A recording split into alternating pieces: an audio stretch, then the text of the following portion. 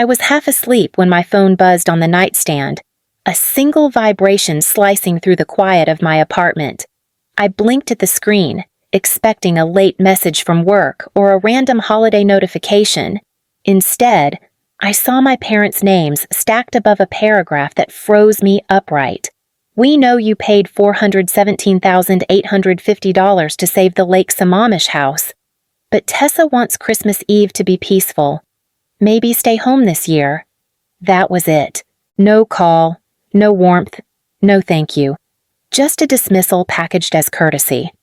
A moment later, another message arrived from my sister. It's nothing personal. You can be intense. Let's get brunch after the holidays. The word intense pulsed on the screen like a bruise forming in real time. I stared until the letters blurred. Months ago, I sold my Ballard condo and emptied 15 years of investments so they would not lose the home they had lived in for decades, and this was their Christmas message.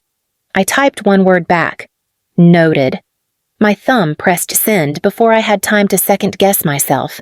No anger, no pleading, just the clean snap of a boundary finally locking into place. The apartment around me felt too still, too quiet, somewhere below. The city-side cars rolling through wet streets, someone laughing on a sidewalk, the faint hum of late-night life. I pressed the phone to my chest and let myself feel the hollow hum of the moment. It was not heartbreak, not anymore. It was recognition of a pattern I had kept alive for far too long, for most of my life. Christmas Eve had been the same me fixing things behind the scenes while Tessa walked into the spotlight with a perfect smile. I tied ribbons, ironed tablecloths, organized the gift exchange, picked up the takeout no one admitted was takeout, and somehow, I was still the one who made things tense. I set my phone face down on the bed. It buzzed immediately. Another message from Tessa. Seriously, Lauren, it is better for everyone this way. I let out a slow breath. No reply. Not this time. And because this story is heavy, because these moments leave a mark, I want to say something directly before I continue. If you are listening to this and you have ever been pushed out of your own family's celebration or made to feel like your presence ruins the room, you are not alone. Drop where you are listening from. Your voice matters more than you know. The phone buzzed again, vibrating insistently against the sheets. I flipped it over. Mom this time. Sweetheart, do not take this to heart. It is just easier for your sister. We will make it up to you later. Later. The oldest lie in our family dictionary. My hands did not shake. My pulse did not spike. Instead, a quiet steadiness spread through me like cold water settling in a glass. I typed nothing. I needed nothing from them tonight. Outside, faint Christmas lights blinked across neighboring balconies, warm, steady, comforting in a way this family never had been. I pulled the covers over my legs, leaned back against the headboard, and watched the lights flicker through the blinds. Christmas Eve was hours away, and for the first time in my life, I would not be there. Not because they excluded me, but because I finally stepped out. Growing up, Christmas in the Hale house was always loud, glittery, and slightly artificial, like someone pasted holiday cheer over cracks no one wanted to fix. I used to think that was normal. Maybe all families wrapped dysfunction in shiny paper and pretended it was joy. Back then, Dad would hand me the tangled box of lights with a quick, "Lauren, can you handle this?" Mom would hover behind Tessa, adjusting her curls, praising her for placing one silver ornament on the tree. I strung every strand of lights, hung every wreath, baked every batch of cookies.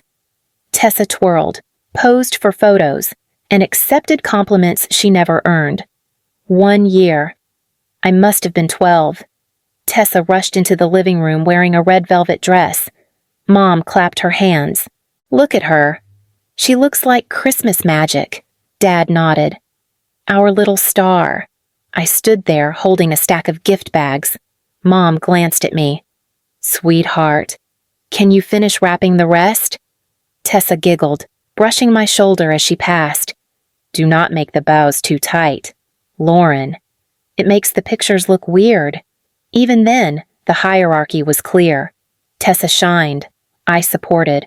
When I got older and the stakes grew higher, the pattern sharpened. Tessa forgot deadlines, spent money she did not have, wrecked friendships. I stepped in without being asked. I remember one night in my early 20s when Dad called at 2 a.m. Lauren, your sister is stranded outside Tacoma. Her car died. She said she called you first. That was a lie. She always called them first. They called me when they wanted the situation handled quietly. When I picked her up, Tessa climbed into my passenger seat like nothing was wrong. You drive too slow, she complained. I cannot believe you actually came. I came because Dad asked. I said. She scoffed. Of course he did. You always do what they need. She meant it as a dig. She did not realize it was a wound. Now, sitting alone in my apartment with their Christmas Eve rejection still fresh, the truth settled deeper. This pattern had been carved over decades, bit by bit, year after year, until my absence became easier for them than my presence. The call came 3 months before Christmas, late enough at night that I thought someone must be hurt. Dad's voice shook the moment I answered. Lauren, we need to talk. It is about the house. Mom was crying in the background, soft and ragged. I sat up straight. What happened? There was a long pause, the kind that carries shame. We received a notice of trustee sale. Dad finally said, We are 90 days away from losing the house. I felt heat rush up my spine. How you were up to date last I checked. Mom's voice broke in. We fell behind, sweetheart. The payments, they piled up. I could hear her choking on the words she did not want to say. What payments, I asked. Silence. Then Dad whispered, Tessa needed help. The room around me tilted. Mom rushed to fill the silence. She had opportunities lined up, creative ventures. She just needed a little support to get started. How much money I pressed. Mom hesitated. Dad answered for her. She took almost everything in our retirement account. Then we took out a second loan to cover the mortgage. And then a third. My breath caught. And you did not tell me. We did not want you to worry, Mom said quickly. You already do so much. Tessa's voice suddenly echoed from their side of the line, distant but unmistakable. Dad, do not make this dramatic. I said I would fix it. Fix what I asked. She grabbed the phone. Lauren, stop acting like a banker. It is not that serious. You drained their entire retirement, I said. It was not the entire thing, Dad whispered. It was almost all of it. Tessa huffed. Okay, well, I cannot be responsible for everything. I am trying. The line went quiet again except for Mom's muffled crying. I exhaled slowly. Send me everything. All statements. All notices. All loan documents. Dad sounded relieved and ashamed at the same time. Lauren, we did not want to put this on you. You should have told me sooner. They did. And when the documents arrived, my stomach hollowed out. It was worse than I imagined. Interest piling. Deadlines looming. Penalties doubling. They were weeks away from the point of no return. The next morning, I called my attorney. Evan Marks, a man who always spoke calmly even when delivering bad news. Foreclosure is inevitable unless someone pays the full amount, he said. $417,850. That is the number. I nodded even though he could not see me. Transfer the funds. Lauren, that is 15 years of your investments. And the Ballard condo. I know. Evan hesitated. I will draft a compliance agreement. They need to buy the house back in 90 days or start paying fair market rent. Otherwise, you are trapped. Do it. I said. That evening, my parents signed everything with trembling hands. Tessa stood behind them, scrolling through her phone, barely looking up. When Evan asked her to sign the disclosure, She frowned. Why do I have to sign anything? Because you were part of the financial decisions, he replied. She sighed dramatically, but signed anyway. A careless signature, a careless life. And I became the quiet owner of the home they were terrified to lose. In the weeks after I paid the debt, the house grew strangely silent toward me, as if my presence, digital or physical, took up too much space. It started with small things, the kind most people would scroll past without noticing. One afternoon, Mom sent a message to the family group chat planning Christmas Eve, so excited. Seconds later, photos filled the thread. Tessa holding silver ornaments, Tessa testing candle arrangements, Tessa carrying a stack of wrapped gifts. I typed, "Do you need me to bring anything?" No one responded. An hour later, the chat lit up again with Dad saying, "Tree looks fantastic. Tess, great job." My message sat above his like a faded timestamp. I stared at it until the screen dimmed, then turned the phone face down. 2 days later, I opened social media and saw Tessa's post hosting our Christmas Eve this year cannot wait. The word "our" lodged itself under my ribs. She had never paid a cent toward that roof. She had never stayed up late calculating loan penalties or researching foreclosure law. But there she was, posing beside the 12-foot tree I financed, basking in a story she built out of air. I called Mom that night. "Why did you not tell me you were planning the dinner?" She sounded distracted. "Oh, sweetheart, you are always so busy. Tessa is taking the lead this year. I asked in the chat if you needed anything." "Oh, we must have missed it." I heard muffled voices in the background, Tessa laughing, Dad asking her about ribbon colors. Mom lowered her voice. "Tessa wants everything to feel smooth this time." There it was again. Smooth. A code word for without you. I swallowed hard. "Right. Good to know." Mom hesitated. "We will include you in the next one." Her tone made it clear there would be no next one until it benefited them. When I hung up, the room felt colder than the winter outside. The exclusion was no longer subtle. It was deliberate, practiced, almost effortless for them. Christmas was coming, and I was already treated like a shadow. The text arrived just after midnight, the kind that snaps you awake before your mind can catch up. Dad wrote, "We know you covered $417,850 to save the house, but Tessa wants Christmas Eve calm. Maybe sit this one out." Before I could breathe, a second message appeared from Tessa. "It is nothing personal. You can be. A lot. We will do brunch after the holidays. A lot. Intense. Too much." The vocabulary shifted, but the message stayed the same. I stared at the screen, waiting for anger to rise. It did not. Instead, a familiar numbness settled in, the kind that forms after years of bending yourself into shapes that still never fit. I typed one word. Noted. The phone buzzed again almost immediately. Mom this time. "Sweetheart, do not take it the wrong way. It is just easier for your sister. We will make this up to you." I held the phone to my ear for a moment, listening to the silence behind their words. No one sounded sorry. No one sounded conflicted. They were coordinating logistics, not breaking news. I finally replied, "I hear you." Mom responded instantly. "We love you."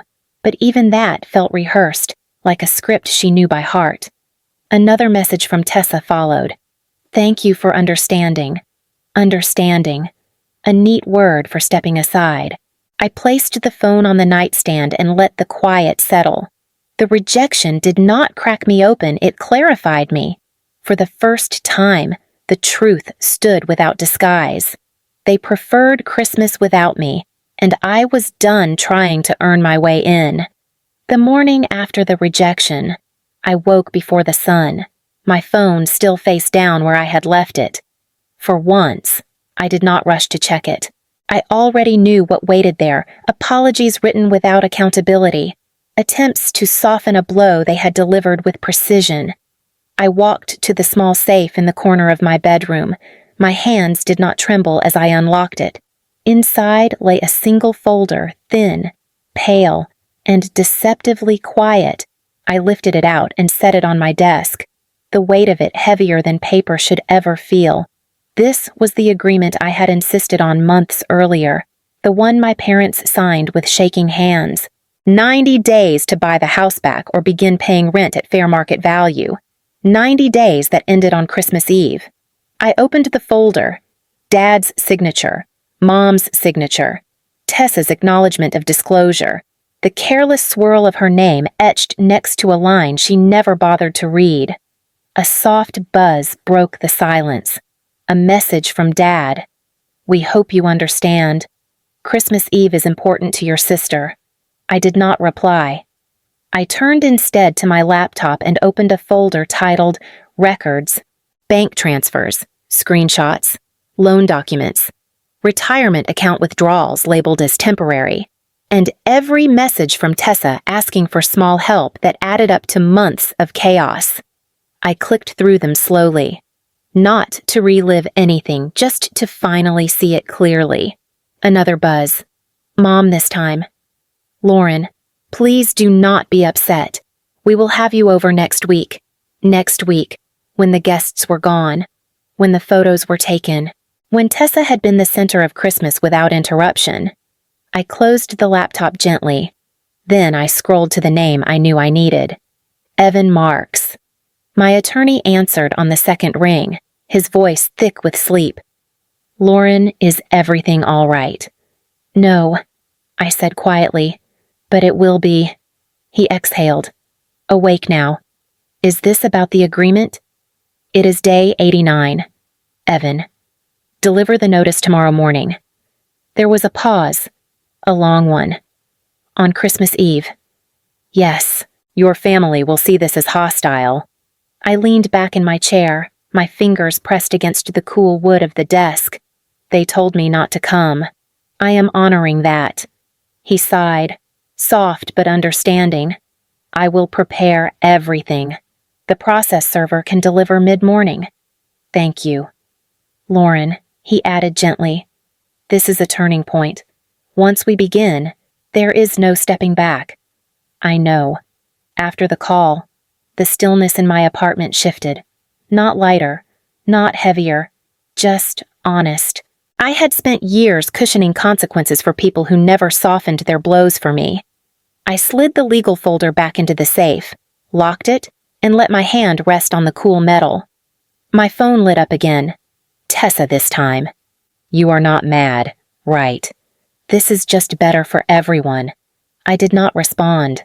I stood, walked to the window, and watched the faint outline of the city waking a few headlights on the road. Distant voices, the hum of a world that kept turning no matter how someone tried to shrink you. Christmas Eve would arrive in less than 24 hours, and for once, I would not arrive with open hands. By the time I got back to the small waterfront rental in Tacoma, my phone had finally stopped buzzing. 43 missed calls, 13 voicemails, a thread of messages so long it felt like a timeline of panic. I set the phone on the table without opening anything. The silence that followed felt strange, like stepping out of a storm into a room where nothing moves. I heated water for tea just to have something for my hands to do. The kettle whistled softly. I poured, sat, and let the warmth settle against my palms. The first call I opened because I had to start somewhere was from Mom. Her voice was thin, trembling. Lauren, sweetheart, please call us back. We need to talk. It is a misunderstanding. We did not think you would take the notice so literally. Please call. I closed it and played the next. Dad's voice this time, tight but trying to stay composed. We can fix this. Just call. We can figure something out after dinner. Dinner. As if this were a scheduling error.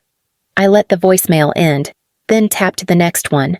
Tessa, you had no right to do this. None. You humiliated me in front of my team. This is insane. Lauren, if you wanted attention, You could have just said so. I felt my jaw tighten. Even in disaster, even with the evidence in her hands, she still clung to the version of reality where she was the victim. Another voicemail. Tessa again. Pick up the phone. Seriously, you cannot do this to us. To us.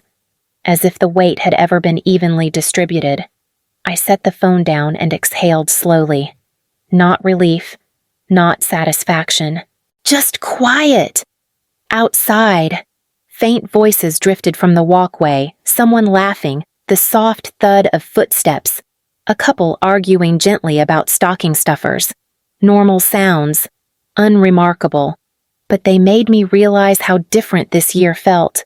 For once, I was not scrambling to keep a family from shattering. It had shattered without me lifting a hand. When the next voicemail began to play automatically, I froze at the first words. Lauren, it is Dad. This time, his voice carried something stripped of pride or excuses, something closer to fear. We opened everything. We saw the dates, the signatures, the transfers. We did not know how bad it was. We should have told you. We were wrong. Please call when you can. I listened to it twice. Not because I needed the apology, but because I needed to hear the break in his voice. It was the first honest sound he had made in years. I put the phone down again and let the room settle. A few minutes passed before another message arrived. Not a voicemail, just a text from Mom. We love you. We do not want to lose you. I did not respond. Not out of cruelty. Just truth. Love meant something different to them than it did to me.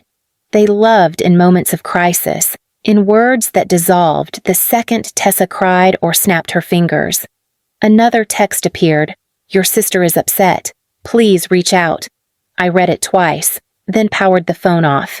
I walked to the sliding glass door and stepped onto the small balcony. The air was cold enough to sting my cheeks, sharp but clean. Across the water, scattered houses glowed with Christmas lights, warm and distant. I leaned against the railing. Behind me. No one yelled my name. No one demanded I fix anything. No one placed their chaos at my feet. For the first time in years, the night belonged to me. I stood there until my fingers numbed and my breath fogged in front of me. Then I went back inside, locked the door, and pulled the blanket around my shoulders. My phone remained dark, the silence steady and uncomplicated. Christmas Eve had broken something in my family, but for once, I was not the one expected to put it back together. Dad called 3 days after Christmas, not 40 times in a row, not frantically, just once. A single ring I let finish before I answered.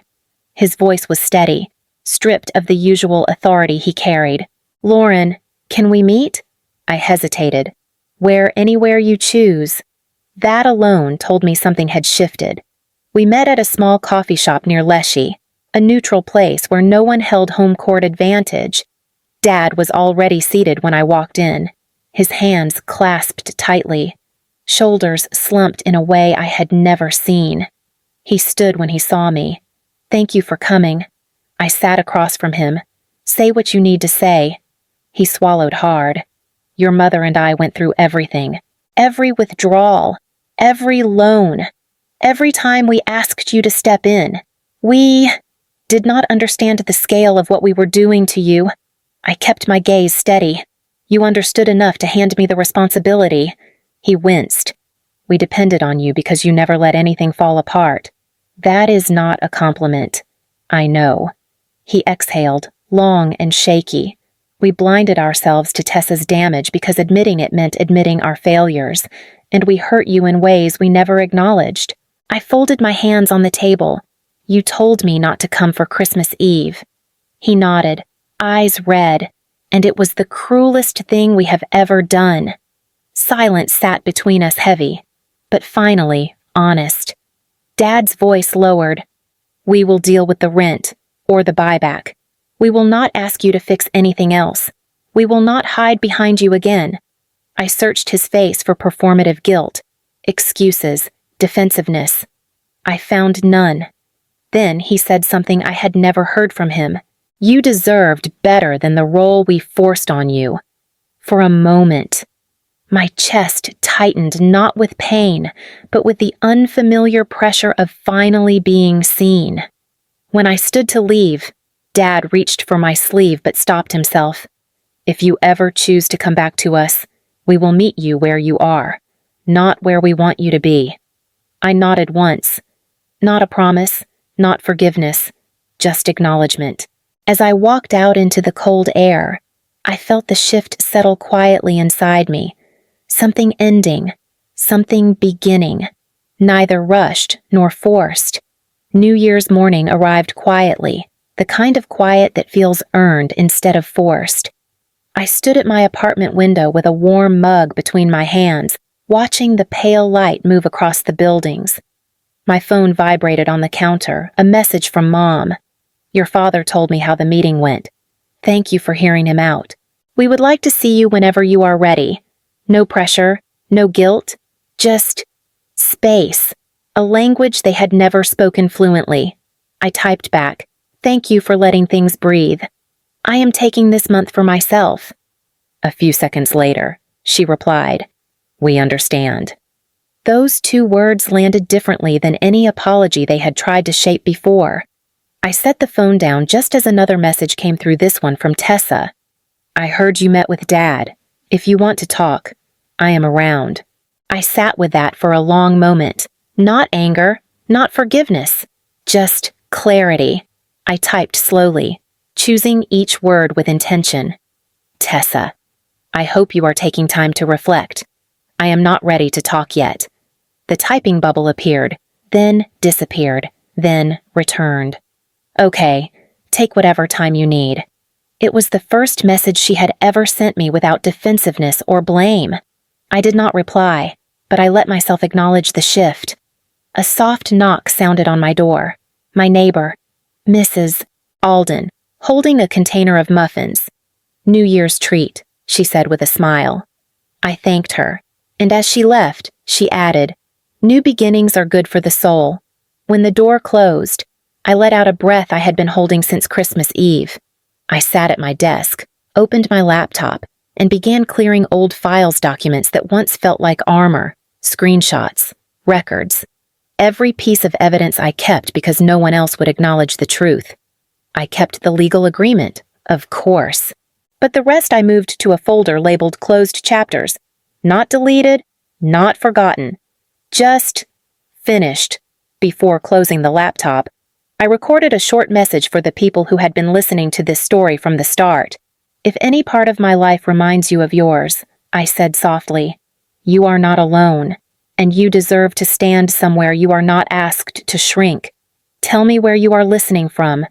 Your stories matter here. I hit save. Then I stepped away from the desk, grabbed my coat, and walked outside to the crisp morning air. No one called my name. No one expected anything from me. The world felt open steadily, quietly open. I was not walking back to who I had been, or toward who they wanted me to be. I was walking into something balanced, something mine. The new year did not promise perfection. It promised space,